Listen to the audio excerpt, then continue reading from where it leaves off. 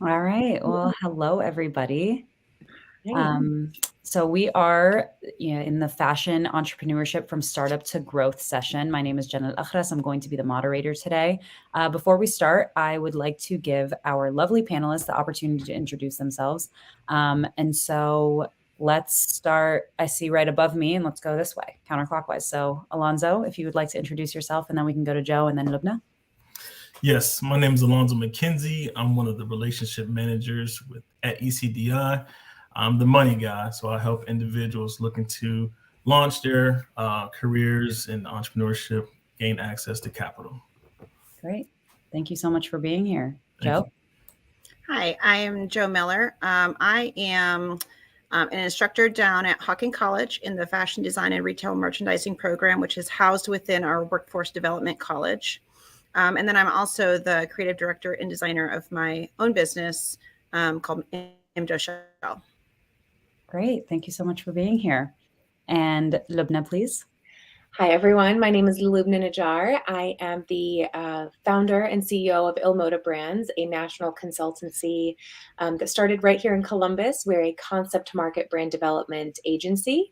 And I'm also currently serving as the board president for the Columbus Fashion Council. Thank you for having me. Of course. Well, I'm really, really excited for the discussion today. We have some great questions. And I would like, for you guys to feel comfortable. If there's a question that you feel like has pretty much been answered to ad nauseum, feel free to move on from it.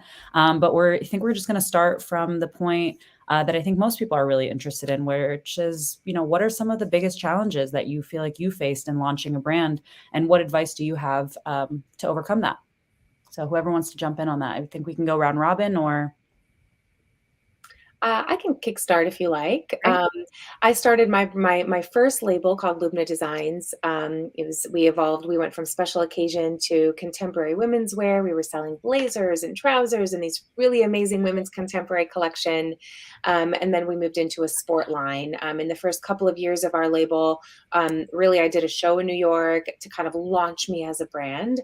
I did a show in Columbus, a show in a couple of other regional cities, and really I used fashion weeks as my launching pad to tell the world I existed, but really I needed to reverse engineer some of that to create my business model, right? Because that's really the most important way to sustain your company is if you know where it's going and building it the right way.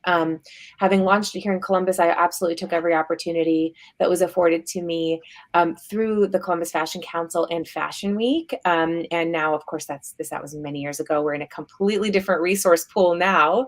But I was able, as an entrepreneur within the fashion space, it started as a passion. It turned into a great business that grew quickly. And then from that, my agency was born. And now we are, one of the only national agencies that does the work that we do. And we're based here in Columbus. So some of those challenges, Jenna, to your question, the biggest challenges are, when you're a preliminary business, you don't really know what's next. You have to have a plan, but you also have to be flexible and amenable to some of the changes and maybe some of like the slowdowns that might happen along the way. Also, not every season is great. So you have to be flexible enough to say, if capital is low this season, what happens next season? How do I continue to invest in the collections and the business and the operation? Just because you're investing in your product doesn't mean you're investing in the business. Those are two different things. We learned that the hard way. But those are all really important things to note as you're kind of starting your own company. It's not just fulfilling your dream in like this, fantasy sense. It's really fulfilling and creating a business. So for every designer if fashion entrepreneurship is not just designers, it's stylists, it's makeup artists, it's all of that. So it's really just kind of creating that plan to say who you want to be, figuring out where you would like your business to live in the industry, who you would compare your business to, and maybe research and create that best practices business model for yourself. So those are some things that I found very early on that were very great growth opportunities. That I believe are sort of transferable depending on what business you're growing. So that was a little bit of that for me, Jenna. That's great. Thank you for that. That's super, super helpful. And I know a lot of these types of anxieties plague people beforehand because they just don't exactly know what they can look forward to in terms of challenges and opportunities for growth. And so I think that's a great answer. Thank you so much. Alonzo or Joe, would either of you like to chime in on that regard? Yeah, I was just going to say that I think is that not knowing where to start first is, I think, a huge hurdle in even getting started, and understanding whether your idea can come to fruition or not, which is why it's fantastic that at least in the Central Ohio region, we do have places like ECDI, the SBDC, Columbus Fashion Council, to kind of give some of that guidance. I started my business a few years ago, and my thought out decision on that was to just take a couple of years and focus on classes at the Small Business Development Center and at ACDI on just how to run a business. I think that's really Smart. As fashion designers, we tend to be that more creative side, right? We want to jump right in. We want to like just immediately start working on stuff. And if you don't have that foundation on, well, once you have all that stuff done, how do you sell it? If we don't have that foundation set, that can be really difficult to like then get to the point where you can grow that business and make it more than just a hobby. So for me, I understood that my challenge was business was not my area of expertise, and I need to kind of strengthen in that area first. So I spent probably a full year just taking business classes at every place that I could find in Columbus. Nobody at the time could really give me fashion specifics because I would ask questions and they weren't sure. But regardless, everybody at SBDC especially was really, really helpful, at least kind of trying to point me in the right direction. So that was the first thing that I tried to do was, okay, let's just get some basic understanding, at least of like how to even run a business. Is this feasible? Can I make my creativity part of a business that's going to actually be successful? And the other thing that was very intentional was that same year, first 2 years really, I networked as much as I possibly could. I went to every single Fashion Week Columbus thing that there was going on, Alternative Fashion Mob when it was around. I traveled out of state to different fashion weeks, just to not even necessarily get my name out there just yet, but to talk to people like, okay, is this a real thing? Can I do this? I don't have formal training in fashion. I am completely self-taught. I have been doing it for a long time, but, is it realistic for me to make a business out of this without that formal training in design and in business? So I was really intentional for those first 2 years that really that's all I did. I came up with some designs here and there, but my focus was business classes and networking. And I think that has held me in good stead because when I did finally officially launch my business, I was invited to New York Fashion Week, which was amazing to kind of like right off the bat have that happen. But that was in fall of 2019. So we all kind of know what happened the next year. So I am still technically in that somewhat startup phase where I had to kind of pull the brakes back. I'm like, I don't have the funds to really push during 2020 to make this happen. So, okay, I was intentional about those first 2 years, just business training, just all of that networking and everything. So it was a bit of a bummer to have to pull back on that. But honestly, that then led to where I am now as far as a job where I'm teaching all of this information and almost kind of growing my business back up alongside my students. So they're almost kind of seeing that day to day, okay, here's the steps to like even just start a business, because I'm kind of back from scratch at this point. So I found that actually it ended up being a really good thing because it's a way for them to experience seeing something starting and growing. Yeah. And I think that's great. I mean, that actually leads me into the question that I have after that. But before we go into, because I do want to focus on networking, I know that's a huge area for most people who struggle, like maybe to have even just an elevator pitch ready for themselves in that way. Like, how do we present ourselves? But before we get into that, I would love to hear, Alonzo, your answer on this. What are some of the biggest challenges you faced in launching a brand, and what advice do you have? Great question. So, in full transparency, I don't necessarily have a brand, but I've helped entrepreneurs who do have a brand. So, if I could provide any insight or piggyback on what was stated, I think Joe and Jovna said some phenomenal things as far as some challenges that a lot of entrepreneurs face in the fashion industry, and it's that perfect marriage of art and science, or mechanics and dynamics, and so we love seeing the creativity when it comes to fashion, but having that mechanical structure in place and infrastructure in place to make the engine move is a huge thing, and one of the things that we see for startup brands and existing brands who's looking to expand. So, as you ladies eloquently stated, I would definitely, encourage to continue in the area of learning. Always be a student. I mean, that's just the model that I live by. Forever a student. So, sure. Well, that's super helpful, Alonzo. But I actually, so, due to the fact that you have been very instrumental in helping people launch their brands and coaching them essentially in that capacity, what do you think some of the biggest financial considerations are when it comes to launching and growing a brand when you're helping people do that process? What are the bigger financial considerations? Because I think sometimes people just, you don't really have a grasp on how much you absolutely need in this capacity, or how much you need in this space, or what is, enough to get started. So what are the financial considerations? I think Joe might have mentioned this as well, and that's understanding how much it needs to start. But I think when it comes to fashion, when you're projecting into the next season, right, do you know how much that inventory is going to cost in order to continue to stay afloat, quarter one, quarter two, quarter three? So I would have to say is really doing your due diligence in your niche or your brand, and understanding how your product will sell, and how, not just in the current season, but in the season to come, and be able to provide accurate projections, and make sure you have some cash reserves or access to cash in order to launch your next product within the next season. Mm-hmm. Well, that's helpful. And Joe, you mentioned a little bit in terms of what it felt like to kind of start over and a little bit from scratch, and how you do these types of things. So what would you say are some of the biggest financial considerations when it comes to launching a brand?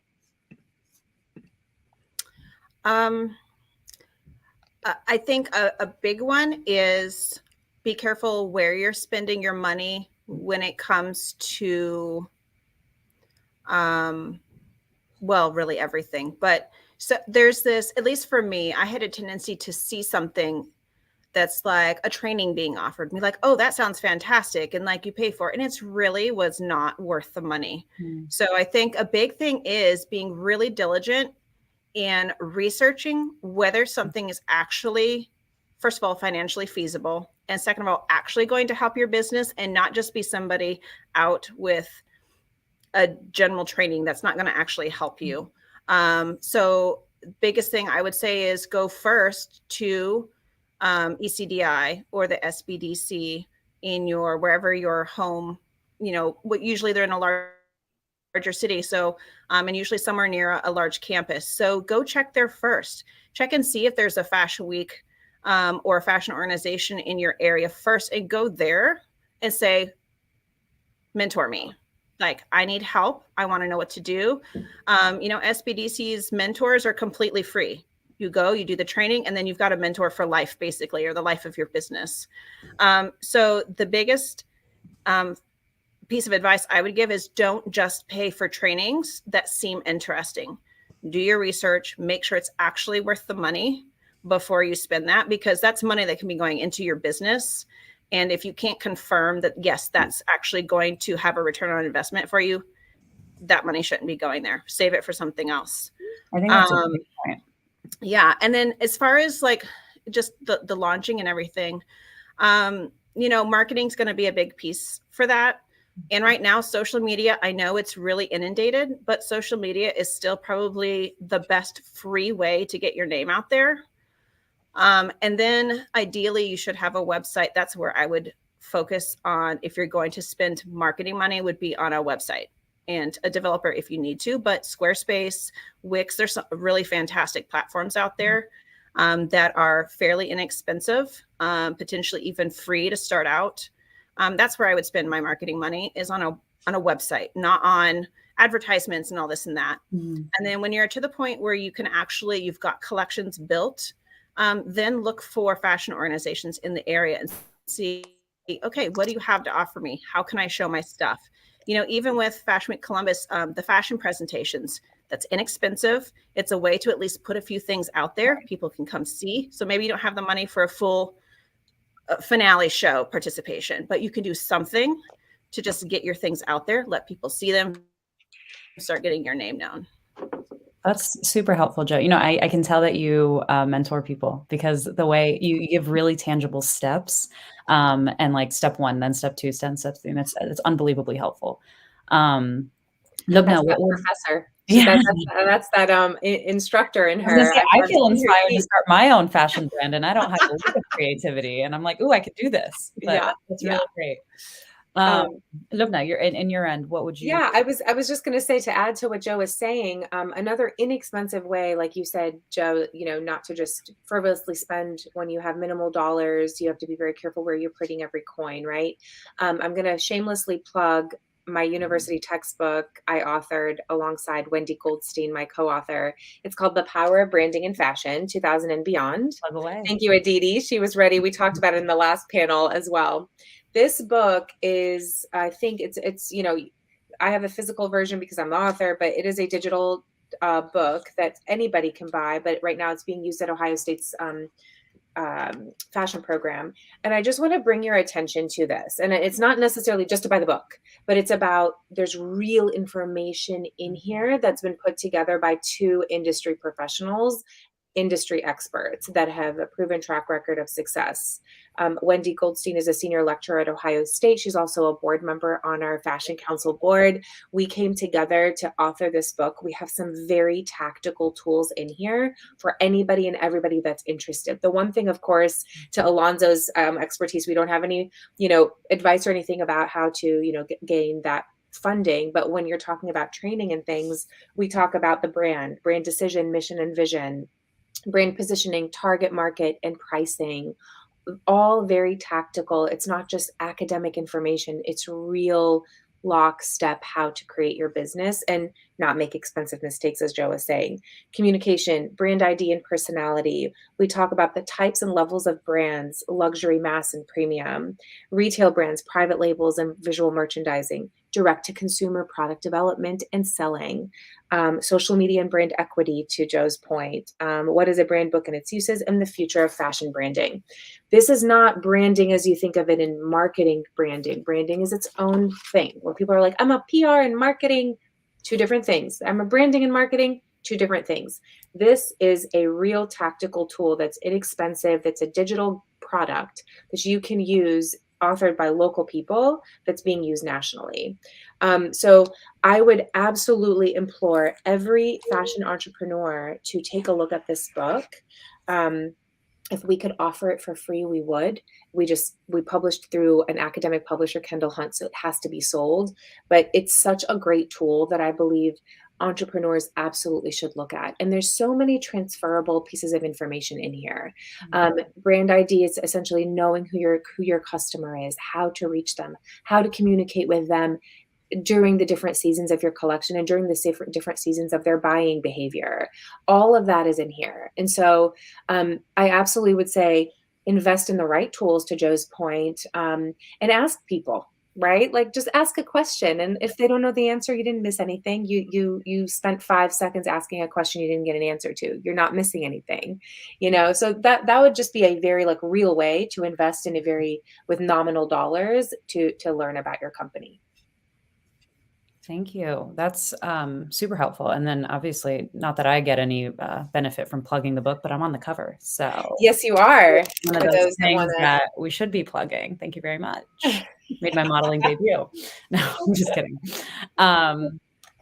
So I think I've heard you guys talk a lot at this point about like tangible steps and what it takes to have like a business oriented mind in order to do these types of things. But there's no way of really getting away from the idea that there is a under the surface of all of the business decisions that you have to make, there is real creative direction that has to go into these things.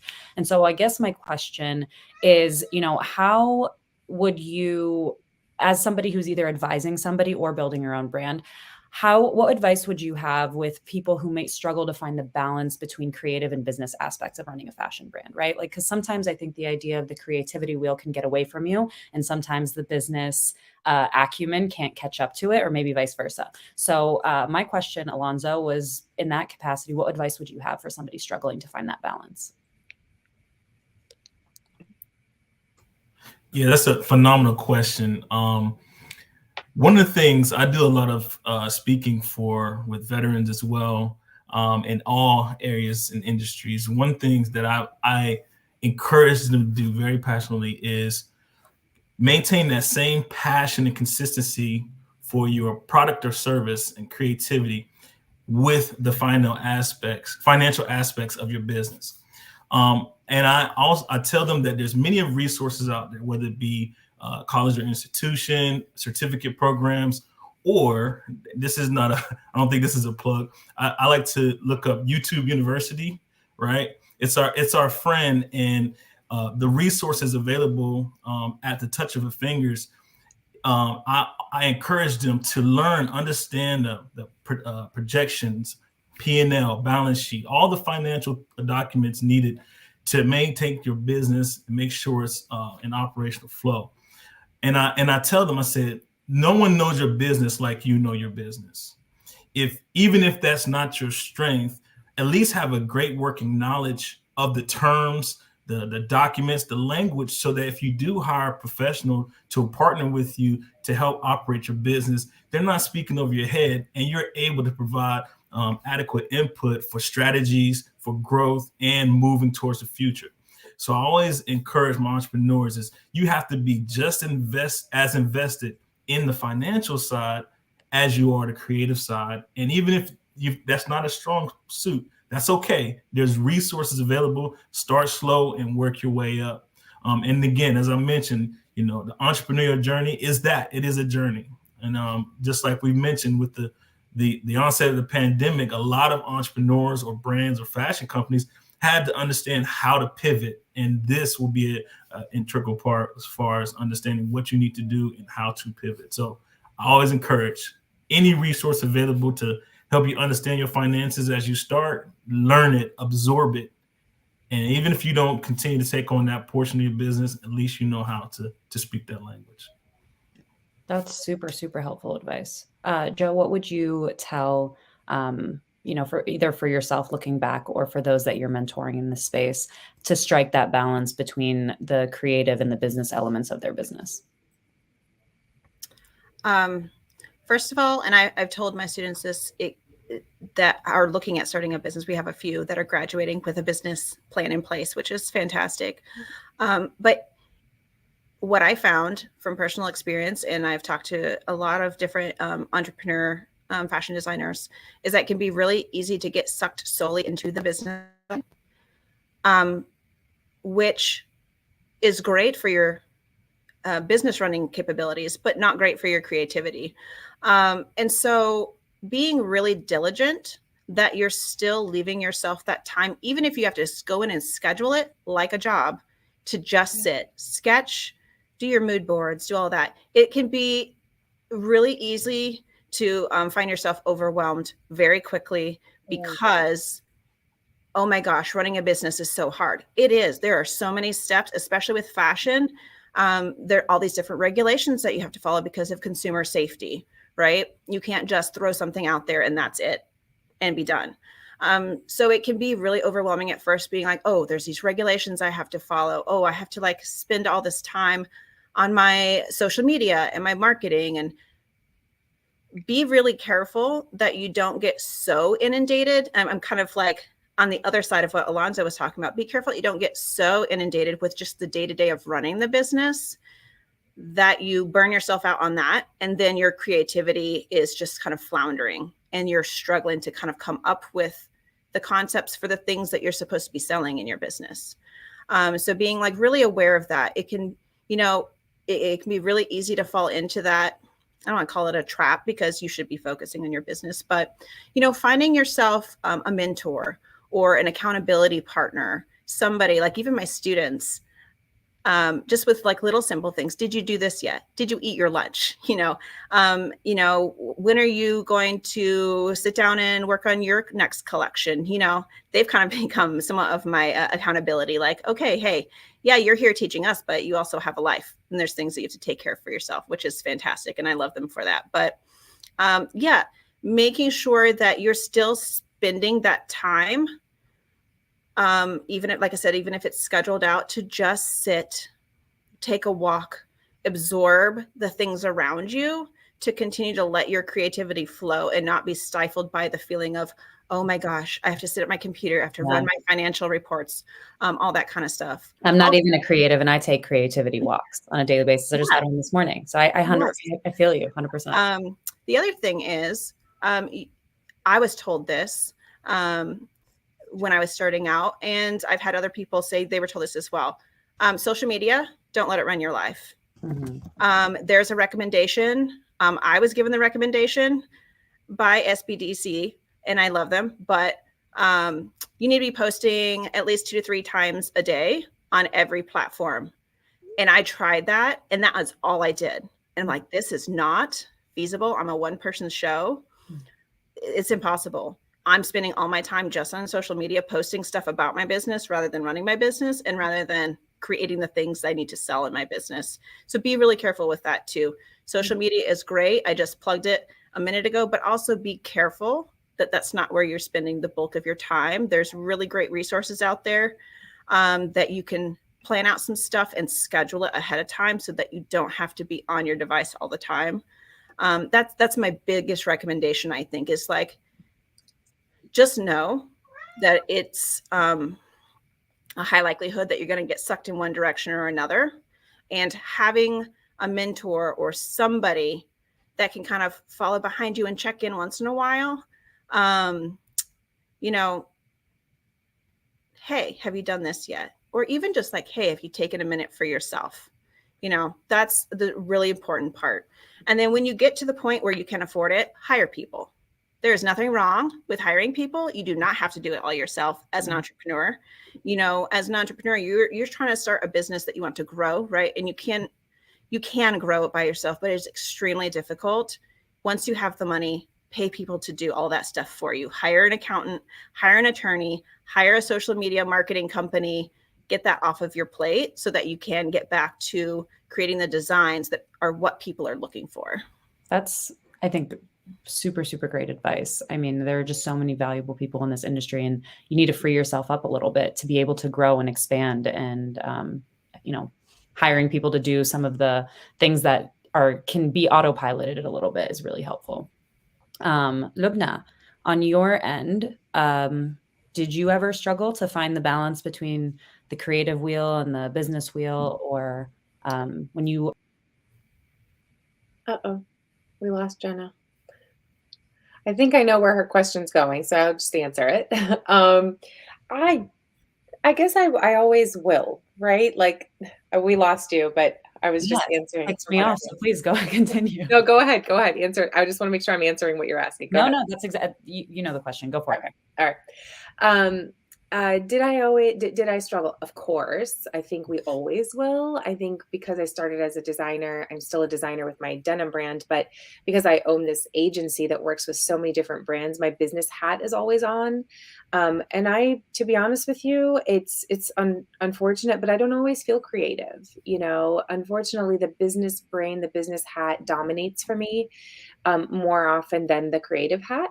And so I know the creative side of it because I've been a designer for many years, but I don't necessarily always feel inspired to create, but I am well-versed in a professional space. And so that's my forte. It's kind of my superpower in a way in my business, right? I'm a business person. So I would say that, just to what I think Joe said this, and I just wanted to add to it. I think when you get to a point, because this is talking about from startup to growth, you might find as a designer that you really shouldn't be your own CEO. You might need an executive officer to run your company as you stay creative. Or you might find yourself saying, I can do both, but let me bring on more designers to help create the collections, right? And so, you hope and pray the universe or whatever divinity you believe in puts the right tools in your path to create your business in the most upper trajectory sense. But it could also be like this, but as long as it's going up, like you're good. I think using, staying humble throughout all of it and realizing you're probably not always going to feel creative. And to the point about creative walks, it's very, very, very important to take time for yourself to say, number one, am I doing the right thing for me? Does this inspire me? Does this make me happy?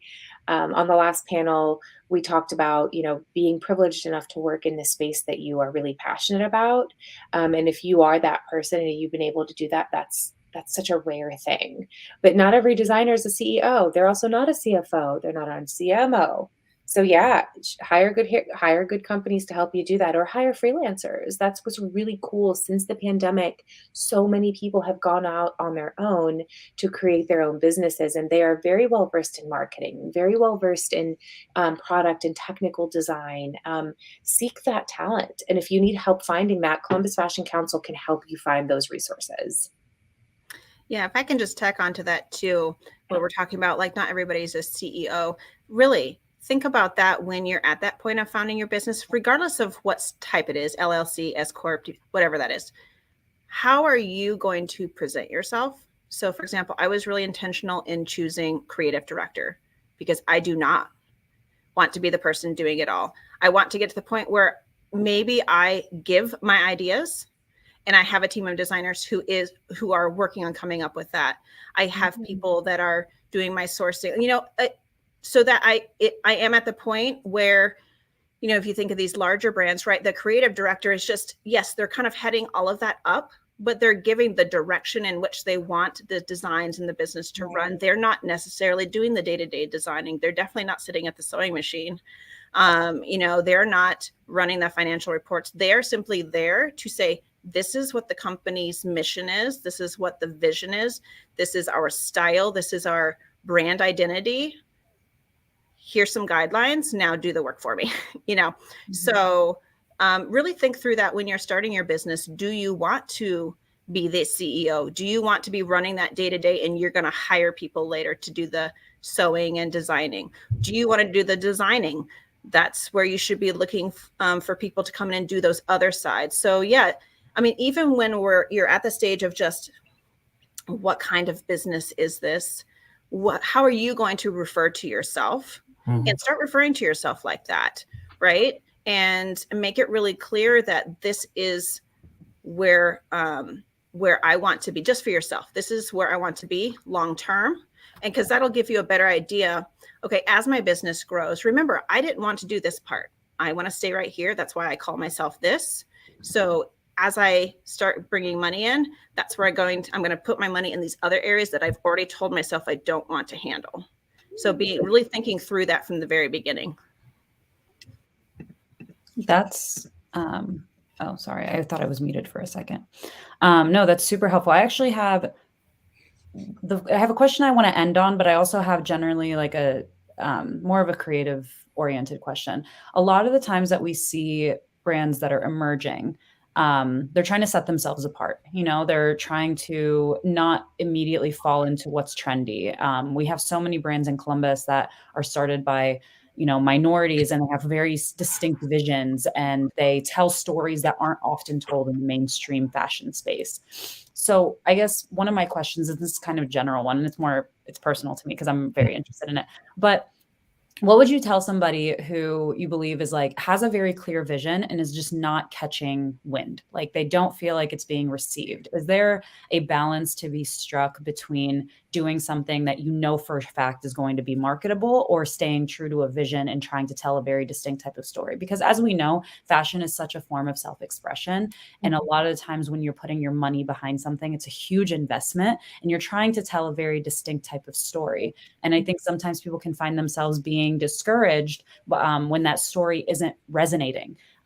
If you're telling something very distinct or very specific, or it's cultural, or has like, you know, all of these types of things, sometimes that doesn't register with everybody. So how do you make your story or your vision something that is, that can be absorbed by everybody else in that sort of capacity, by staying true to your mission?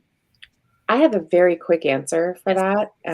I was just going to say, you know, in the PR world, we always say, you know, you can tell the same message 10 different ways and still deliver the same message, but in a different capacity, right? So if I'm talking to Jenna, who I know is a Palestinian Muslim, and I want to talk about global economics, I know to talk about it in a way that relates to the world she comes from and the world she's in as an immigration attorney and a fashion council board member. If I'm going to talk about the same thing with Joe, I might speak about it in a completely different sense, all of which are factual, but how I'm delivering it is different.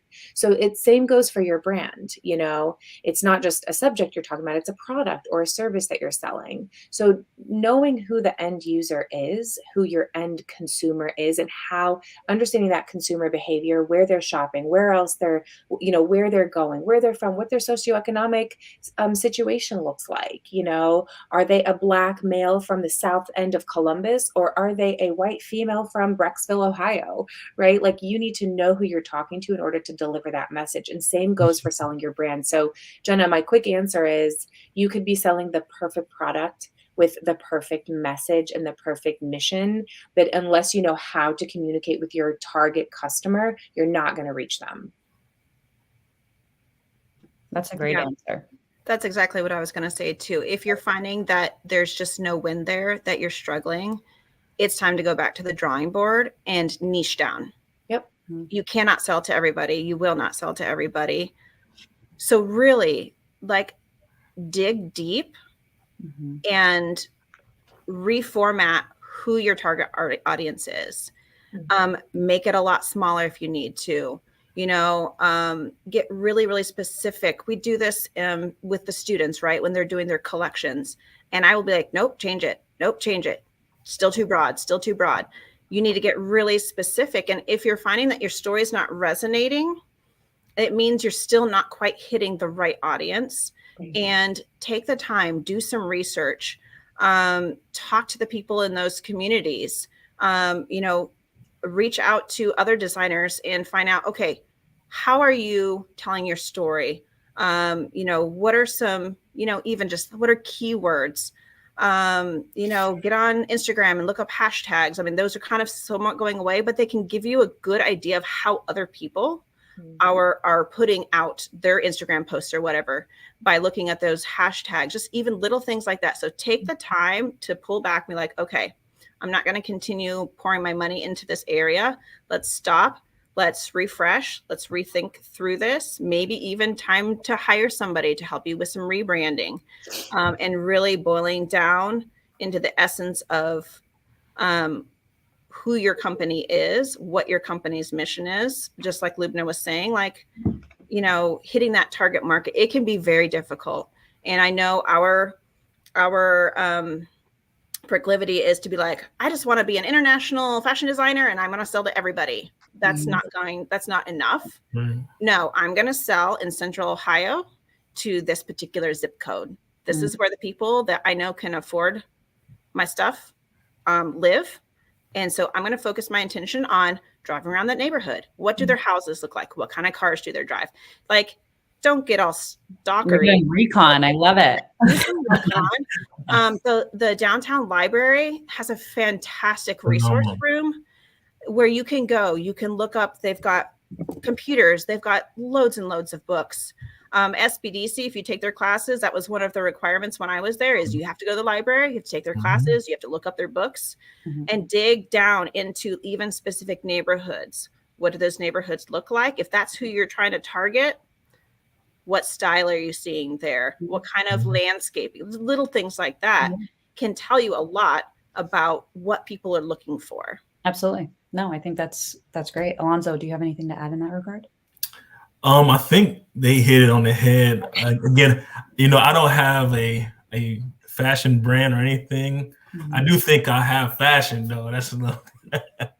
But I would definitely take Joe's point is Yeah, don't be a stalker, but definitely stalk the information that's needed to. for sure. I thought that was pretty funny, by the way. Oh, there's nothing wrong with being fully informed of your Yeah, market. I think that is absolutely. absolutely. It's great. And that library is a phenomenal resource. We actually tell our clients to go there for that. Well, Alonzo, now that I still have you, Sure. I wanted to talk a little bit about small business basics like business plans, LLC formation, taxes. What are requirements that are key to starting a business the right way? What are some state, county, local resources to help with this? And I know you have a breadth of knowledge in that space. So I would like to kick it off with you, if you wouldn't mind. Absolutely. And I do want to say to entrepreneur listening, I know, one thing, and this Joe is right on this point as far as the creative side. Financials and numbers and paperwork, that can be kind of boring at times. So you gotta, even if you do your financials on cool paperwork, whatever you got to do to make it fun, do it. All right. So as far as some of the things you need to start up, I'm pretty sure everyone here will agree. A business plan is going to be a crucial point, especially if you're pitching to an investor or if you're pitching to a bank. That's something that they're going to look for, especially if you're under a specific amount of time. And I want to say one thing about a business plan too, is that business plans are fluid. And so if you got to change and pivot, and if you need to adjust it year by year, do it. And don't feel like you're stuck in concrete. So depending on how you're going to structure your business, on the legal side, LLC, S Corp, C Corp, whatever structure you want to definitely do proper due diligence on what best fits you. Not every business is the same, and not everything is one size fits all. So you definitely need to identify the legal structure and register in the state that way. Also, you'll need your EIN number. That's just federal identification number. What else? A lot of financial companies want to look at personal assets. So make sure you have your personal assets in a row if you're going to go for lending finances. Because in most cases, especially with what we do at ECDI, we do look at personal habits and traits as a determining factor for that. So as far as taxes, I necessarily can't advise on how to do your taxes, but that again is mentioned on personal finances. We do look at personal taxes. We do have resources. Now to get into that part, the WBC Women's Business Center offers several resource partners that can help in all of these different avenues. One, we have in-house representatives that can help with the formation of your business plan. We also have resource partners that can help you with taxes or any kind of accounting or legal services as needed. So those are definitely some resources. And the Women's Business Center under ECDI is statewide in the state of Ohio. If you're in a different state, then you will definitely want to check your local SBA or government entity to help you. As far as local and city, there's a lot of funding opportunities within the local and city governments that's looking to help brands branch out. And so it's extremely important to just continue to ask questions and be aggressive in finding out what initiatives that your local or county government has for startup brands. Some of them have favorable rates to provide to entrepreneurs when they're starting up. And so outside of the technical assistance that a lot of these state, local, and city and county resources have to offer, they also have the financial aspect that can really be favorable. I know the state of Ohio had a program where I think the interest rate was really low at one particular time. So just do your due diligence, ask questions, reach out, branch out, and we'll be, of course, we'll be glad to help out in any way, shape, or form. And for us, it's not a competition. Like, we're not competing. The end result, as Lubna was saying, the end result for us is our entrepreneurial clients, for them to be successful. So if we say the SBDC or this resource helps, we just want the end result for you all to be successful. Absolutely. When some of us win, we all win, right? That's right. That's how it is. Yeah. Lubna or Joe, would either of you want to jump in on this in terms of, small business basics, business plans, LLCs, formations, tax rates, all that stuff? The only thing that I would say, something I experienced, and Alonzo, I think that's really important. We have a lot of like our agency clients that don't know how to do that in multiple states. In the state of Ohio, it's very straightforward. And as you said, there's a lot of agencies that help with that. Secretary of State's office is excellent on the state level. But then of course, finding resources to aid your business on the local municipality as far as city and county is pivotal. I would say just one thing to add to that. One thing I experienced with my current collection, my denim brand called Her Denim, we do own a registered trademark on that label. And so we actually had to work with the USPTO office, the US Patent Trademark Office, to get that trademark registered. It's actually a public registration now. It's final, it's good. I had to find a trademark attorney to trademark the business, to trademark the name itself, and of course what we sell respectively to Her Denim, so that nobody can use the name. So ultimately, that's something that I would definitely, sorry, my dog, that's something I would definitely add to the mix is just trademark attorney. Let me mute. Well, he clearly had something to add to the conversation. So I love that. He was so good this whole morning, all the panels, everything until right now. But I would just say the patent office, and I know this state has resources as far as that as well. It's a very expensive process, but it's worth it. Yeah, the only other thing I would add onto both of those things that they mentioned is when it comes to a fashion business specifically, I mentioned earlier, there are regulations in place, right? Because of consumer product safety. So something that you'll need to keep in mind as well is that cpsc.gov is where the registry is. You can register as a small batch manufacturer. You do not need to have an entire corporation going. So you register as a small batch manufacturer. I think it's as long as you're under like 5 million units a year or something like that. I can't remember off the top of my head. It's free. And you do have to keep track of your inventory. You have to, independent designers don't necessarily do tech packs and things like that, but I recommend that you do it regardless, even if you don't think that you'll need it, especially if you're going to hire later on. Have that practice already in hand, that you're filling out technical packs and you're keeping track of all the information. CPSC requires that there be certain labeling, right? There's labeling requirements in the US. You have to have so many types of labels. They have to have very specific information on them. They have to be located in very specific places on a garment. And they all have to have an individual number registered to that garment. And you have to keep track of it, because if a client or customer purchases something and something happens, it injures them in some way. Who knows how? But they can contact CPSC and create a report on your business. And you need to be able to protect yourself by proving that you followed all of the regulations in place, that you have all your tracking, that any certifications for flame retardant and all of this, especially with children's wear, it's much more important than with adult wear. But there's still regulations in place.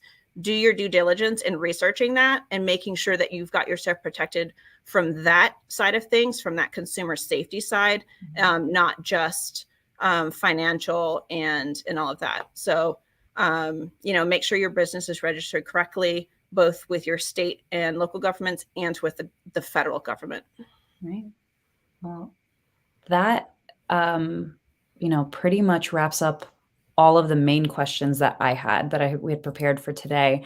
I would also like to open the floor if there's anything that you feel like I haven't asked, or any, final thoughts that any of you would like to leave our viewers with. Is there anything that, you believe is like integrally important and you're burning, and I just haven't managed to ask the question, but I would love to hear from you all. I just wanted to quickly say our agency, Ilmoda Brands, is a national agency. So if there are brands that are interested in a consultancy helping you in your business, a lot of companies hire consultants so that they don't have to hire 6 full-time staff people and pay them their 6-figure salaries. but you can hire agencies to kind of outsource that for you. We're one of those agencies that has a really long-standing track record, and we're happy to help you. So connect with us at ilmodabrands.com, and we're happy to be that resource. Great. Thank you so much, Lubna. Joe, do you have anything? Yeah, I was just going to say we threw a lot of information at everybody. Don't let that deter you, please. This really is, if this is your passion and this is something that you love, please go for it. Do not let imposter syndrome or worry about the finances there are ways to start out small, to bootstrap. There are people, especially here in the Columbus area, so many people willing to help. This is one of the most helpful communities I've ever had. I mean, everybody is very welcoming. Everybody is willing to mentor, to give advice. I have seen so little competition between fashion designers, and I adore it. So especially here, please reach out. Don't let all this information and, oh my gosh, taxes, and oh my gosh, business, and oh, the finances and don't let that deter you. Yes, it's a lot of work to get it started, but if that is where your passion lies and that's something that fulfills you, just do it. Take that step, even if it is going to a couple CFC parties and just rubbing shoulders with people, asking questions, finding a place to start is the most important part of the journey. That's great, Joe. Thank you so much for that. Alonzo, any final thoughts? I do want to say that it's been a pleasure, and I'm so glad to be a part of this panel. For myself, I've even learned some information that I had not known, takeaways regarding safety and those things that's needed to be taken into consider as far as a business. So even now, those tidbits and nuggets of information will carry on when advising entrepreneurs on what to look out for, as far as PR and marketing, distinguishing the two, branding. So I'm glad that I was even able to learn from here.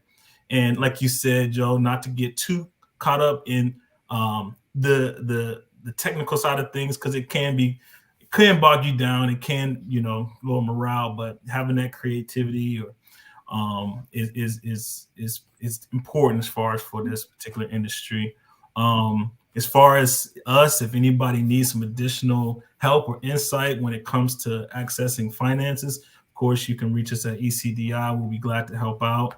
I work in the lending arm, so I'm actually the gentleman who would help you go from after you've completed your business plan onto actually getting the access to capital. So I do like working with a lot of numbers. I'm a nerd numbers guy. So, for me, it's exciting to see things come together. But most importantly, it's exciting to see, people start to reach their dream. So that's really why that's what drives me is helping someone along their journey.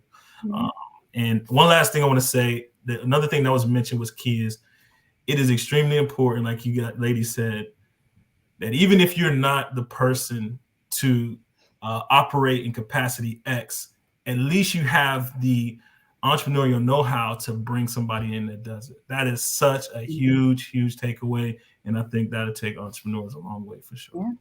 Well, one of the main things I've learned from being on this panel today and, having you guys share your thoughts with me is that the biggest barrier sometimes to your own success is getting in your own way. And you just really have to just push that aside. And, you never know how much help you can actually receive from people until you ask for it. And it seems to me that, we have a really strong, helpful community here in Columbus that people should really be taking advantage of. And so I would just like to thank you guys for sharing this hour with me. I feel very fulfilled and really, really inspired, actually. So thank you so much for your time and your energy. And hopefully you guys enjoy the rest of the conference. We're gonna launch a cat brand with all the pets. Yeah, I'm struggling as my cat was trying to shimmy this way, but right. We can try to hide it, or we can just accept the fact that they're the real bosses of our whole lives, and it's fine. That's right. So, all right. Thank you so much for having us. All right. Yes, Bye, thank you very everyone. much.